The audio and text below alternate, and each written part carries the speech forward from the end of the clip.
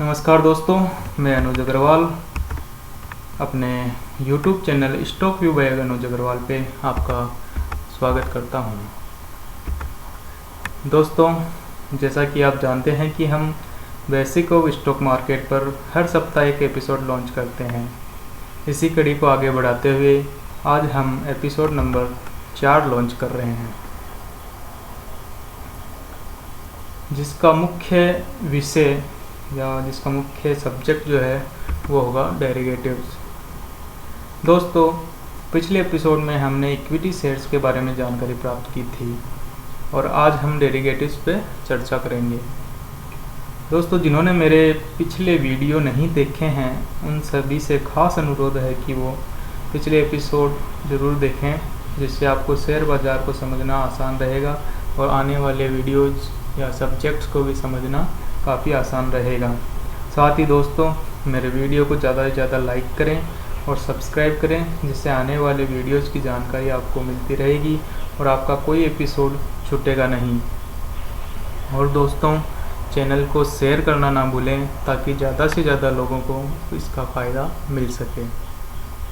आज के एपिसोड में हम 3 मुख्य बिंदुओं पर चर्चा करेंगे, जिनमें से पहला है व्हाट इज़ डेरिवेटिव ट्रेडिंग, दूसरा है टाइप ऑफ डेरिवेटिव कॉन्ट्रैक्ट्स और तीसरा है how to trade in derivatives.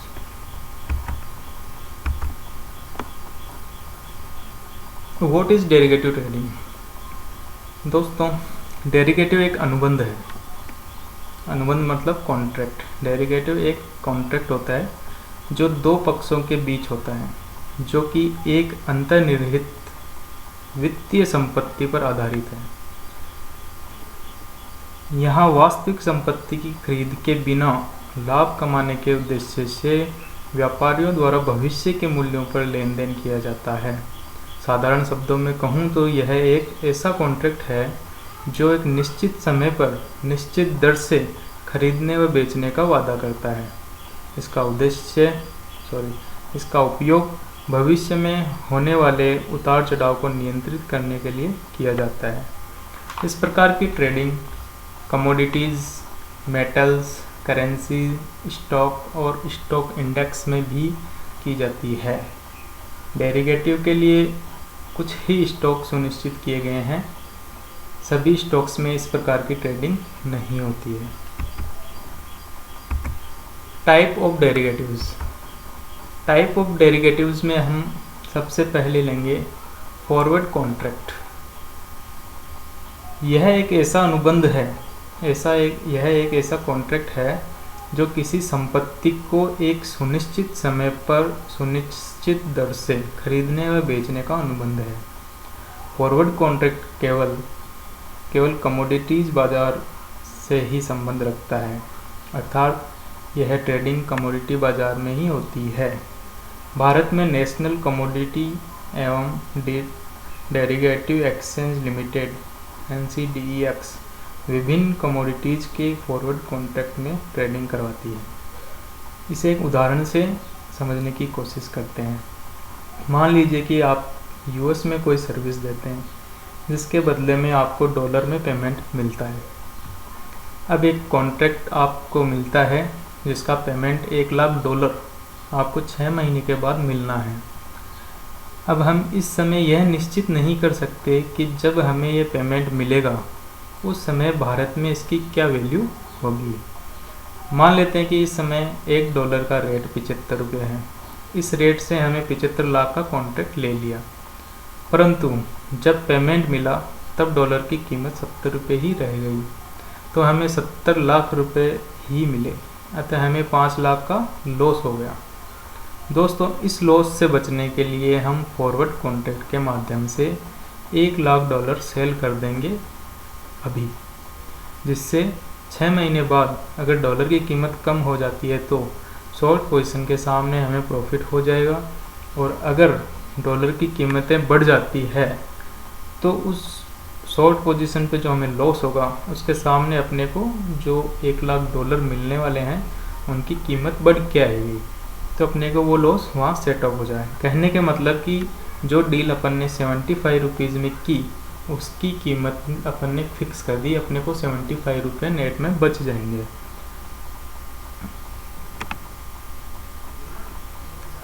अर्थात अपन यह कह सकते हैं कि फॉरवर्ड कॉन्ट्रैक्ट्स के माध्यम से भविष्य में होने वाले नुकसान से बचा जा सकता है। दूसरा जो कॉन्ट्रैक्ट है वो है फ्यूचर कॉन्ट्रैक्ट। फ्यूचर कॉन्ट्रैक्ट भी फॉरवर्ड कॉन्ट्रैक्ट की तरह ही होता है। फ्यूचर्स जो है वो स्टॉक मार्केट से संबंध रखता है, अर्थात जिस प्रकार फॉरवर्ड कॉन्ट्रैक्ट हम कमोडिटीज़ के लिए उपयोग करते हैं, ठीक उसी प्रकार स्टॉक के लिए फ्यूचर्स कॉन्ट्रैक्ट होता है। इसे भी हम एक एग्जाम्पल उदाहरण के माध्यम से समझते हैं। मान लो हमने एक लॉट SBI बैंक का लिया। एक यहाँ पे आपको एक चीज़ बता दूँ कि यहाँ पे ट्रेडिंग लॉट में ही होती है, एक शेयर में नहीं हो सकती। लॉट मतलब होता है एक मिनिमम परचेज की लिमिट। तो SBI के एक लॉट में 3000 शेयर होते हैं, वो हमने 150 की रेट से खरीदे, जिसकी एक्सपायरी डेट जून 2020 है।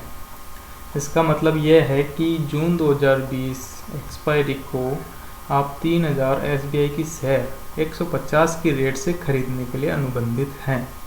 अगर एक्सपायरी को इसकी कीमत 160 रुपये है तो हम इसे बाज़ार में बेच के 10 रुपये का लाभ कमा सकते हैं। इसके विपरीत अगर इसकी कीमत 140 ही है तो हमें 10 रुपये का लॉस भी हो सकता है। इस कॉन्ट्रैक्ट को आप एक्सपायरी से पहले भी बेच सकते हैं। इस प्रकार के कॉन्ट्रैक्ट में संपूर्ण राशि देने की आवश्यकता नहीं होती है। एक्सचेंज द्वारा निर्धारित परसेंटेज से ही हमें पेमेंट करना होता है। तीसरा पॉइंट है वो है ऑप्शन कॉन्ट्रैक्ट। ऑप्शन एक ऐसा अनुबंध है जो एक पक्ष को पूर्व निर्धारित मूल्य पर भविष्य की तारीख पर किसी संपत्ति, यहाँ संपत्ति को अपन शेयर कह सकते हैं, किसी संपत्ति को खरीदने या बेचने का अधिकार देता है तथा दूसरे पक्ष का दायित्व है कि इस पूर्व निर्धारित मूल्य पर अंतर्निहित संपत्ति को बेचे या खरीदे। दोस्तों ऑप्शन दो प्रकार के होते हैं, एक होता है कॉल और एक होता है पुट। कॉल को हम CE से इंडिकेट करते हैं और पुट को हम PE से इंडिकेट करते हैं। अगर आप कॉल बाई कर रहे हैं मतलब आप स्टॉक में तेज़ी की संभावनाओं को व्यक्त कर रहे हैं, और अगर आप पुट बाई कर रहे हैं तो आप संबंधित स्टॉक में मंदी की संभावना को व्यक्त कर रहे हैं। यह हमेशा ध्यान रखें कि संपत्ति का अधिकार हमेशा ऑप्शन के खरीदार के पास होता है, जबकि विक्रेता की यह जिम्मेदारी होती है। खरीदार विक्रेता को अधिकार पाने के लिए प्रीमियम का भुगतान करता है। यह प्रीमियम खरीदार के लिए अधिकतम नुकसान हो सकता है तथा विक्रेता के लिए अधिकतम प्रॉफिट हो सकता है। दोस्तों ऑप्शन की कीमत समय के साथ डेप्रिशिएट होती रहती है, मतलब घटती रहती है तथा एक्सपायरी तक ये जीरो भी हो सकती है। दोस्तों ऑप्शंस बहुत बड़ा विषय है। प्रीमियम कैसे निर्धारित होते हैं, कैसे बढ़ती है या कम होती है, किस रेशियो से डेप्रिशिएट होती है या किस कारण से डेप्रिशिएट होती है, इन सभी की जानकारी मैं अगले एपिसोड में दूंगा। अतः एक बार फिर सभी से अनुरोध है कि चैनल को सब्सक्राइब कर लें ताकि आने वाले इस महत्वपूर्ण एपिसोड से आप वंचित न रह जाएं।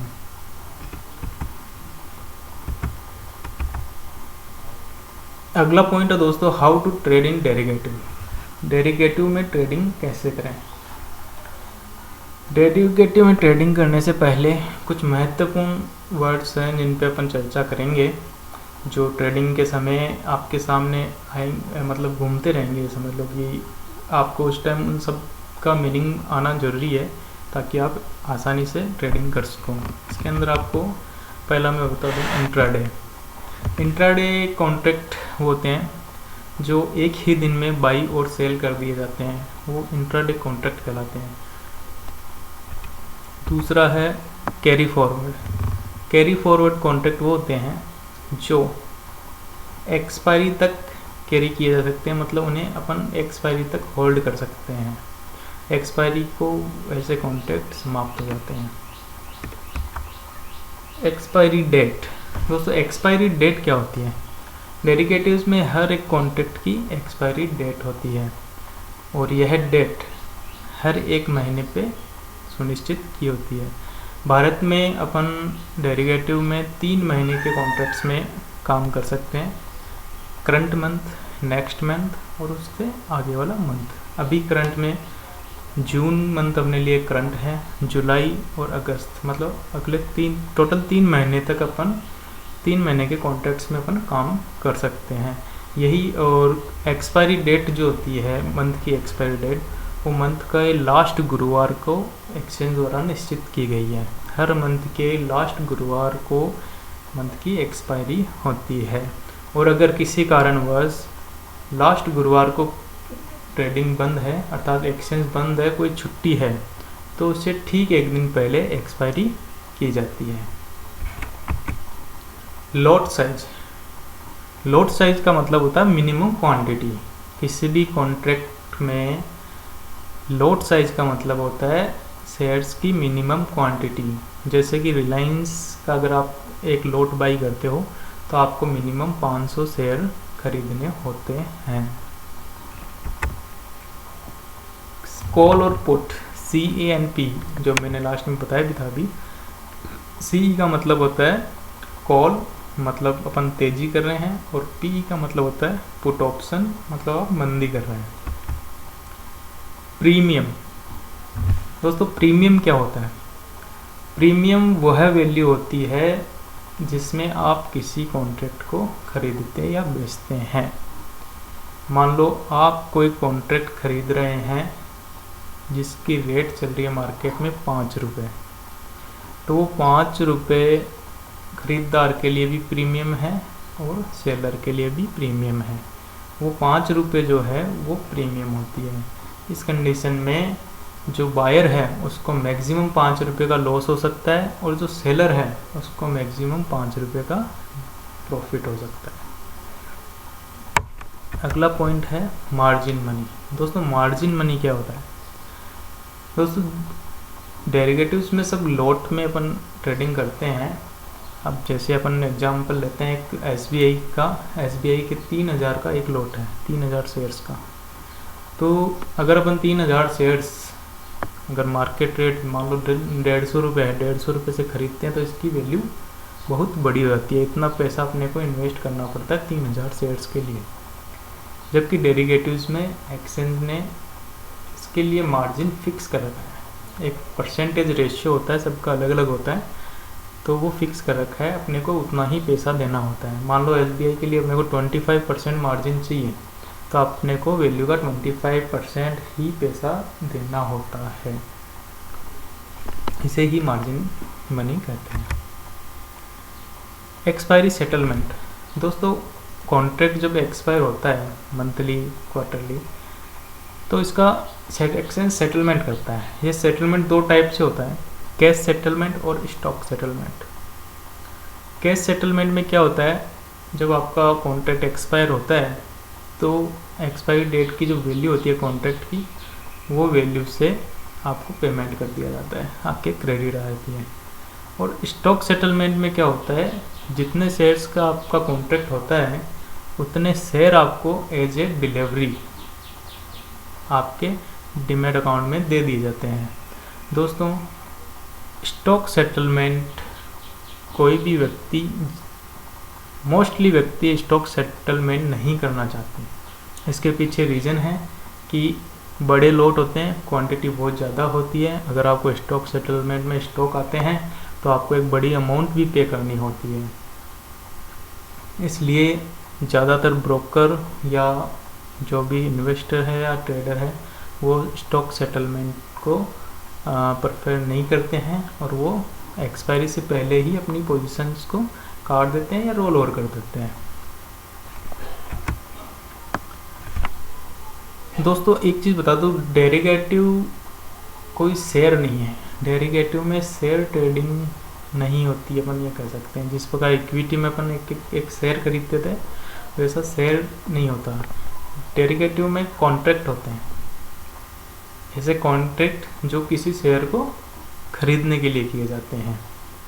और हर एक कॉन्ट्रैक्ट की एक्सपायरी होती है और आप कॉन्ट्रैक्ट को एक्सपायरी से पहले बेच भी सकते हैं और उसको रोल ओवर भी कर सकते हैं, मतलब करंट मंथ का बेच के आप अगले मंथ का बाई भी कर सकते हैं।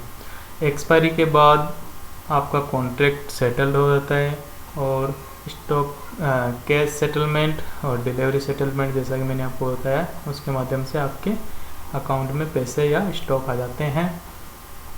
और एक ट्रेडिंग का अगर जो बात है ट्रेडिंग कैसे करते हैं, तो दोस्तों इसमें कोई डिफरेंट नहीं है। जैसे अपन इक्विटी शेयर्स की ट्रेडिंग करते हैं वैसे ही डेरिवेटिव कॉन्ट्रैक्ट्स की ट्रेडिंग होती है, सेम सिस्टम है, इसमें कोई भी फ़र्क नहीं है।